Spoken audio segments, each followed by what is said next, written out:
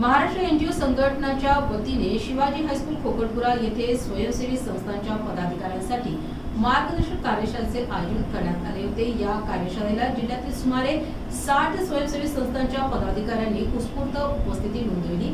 कार्यशाळेच्या अध्यक्षस्थानी महासंघटनेचे राज्य अध्यक्ष पांडुरंग हिवाळे हे होते। राज्य उपाध्यक्ष रामदास वाघमारे आणि राज्य सचिव नंदकिशोर हत्ती अंबिरे यांनी संघटन अधिक मजबूत करण्यासाठी तसेच राज्यभरातील स्वयंसेवी संस्थांना एका व्यासपीठावर आणण्यासाठी सर्व पदाधिकाऱ्यांनी सक्रिय सहभाग नोंदवण्याचे आवाहन केले। वाचनालयाला त्या ठिकाणी तुटपुंज प्रमाणात का होईना परंतु आंदोलन सुरुवात झालं।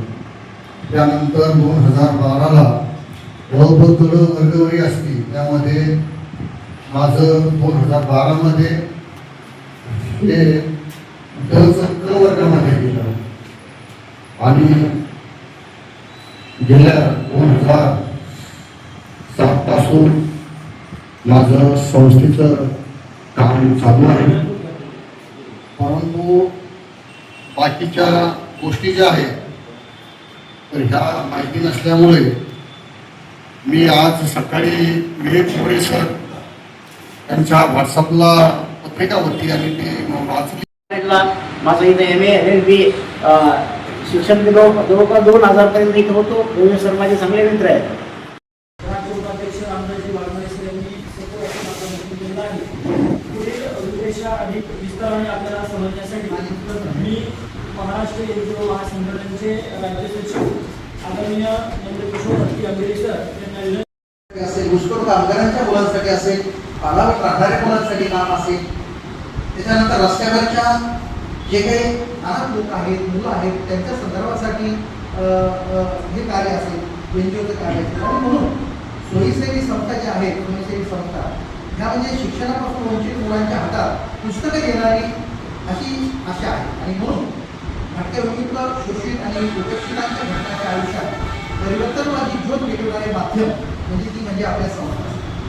या संस्थेला मार्गदर्शन करणारे आतापर्यंत आम्ही अनेक उपक्रम पाहिले, संस्था पाहिले, परंतु लोकांना मदत करत नाही, सांगत नाही, लोकांना ज्ञान देत नाही, ज्ञान लपून ठेवतात अशा अनेक संस्था मी पाहिल्या। तिथं अनेक कार्यक्रमाला मी गेलो। वास्तविक करत असताना हेच मला सांगायचं आहे वास्तविकतेमध्ये की लोक ज्ञान द्यायला घाबरतात, देत नाही, विकत पाहिजे त्यांना। मग तिथं 5-10 हजार रुपये फीस घेऊन मग ते ज्ञान देतात, ते बी तुटपुंज ज्ञान देतात। ही सत्य परिस्थिती आहे।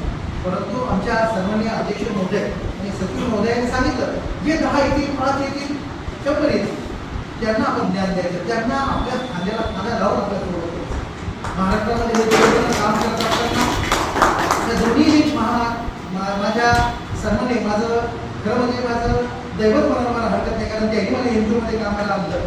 माझ्या एनजीओला ते आता नोंदणीकृत संस्था नाही, कारण याच्या पाठीमागचं काही लोकांचा असा अर्थ असतो की संस्था काढली म्हणजे शाळा, कॉलेज, महाविद्यालय चालवण्यासाठी संस्था असते, परंतु शासन जिथपर्यंत पोहोचत नाही ते काम शासन ह्या आपल्या संस्थेला एनजीओ। सन्माननीय पांडुरंग हिवाळे सर, उपाध्यक्ष रामदास वाघमारे सर आणि आपण सर्व स्वयंसेवी संस्थेचे पदाधिकारी सदस्य आपले सर्वांचे स्वागत करतो। महाराष्ट्र एनजीओ महासंघटना म्हणजे ध्येय आणि धोरण या अध्यक्ष महोदय सांगणारच आहे। मी आपल्याला तुमच्या संस्थेला कसं पुढं जाता येईल या संदर्भात थोडक्यात माझ्याकडून जे काही देता येईल हे सांगणार आहे।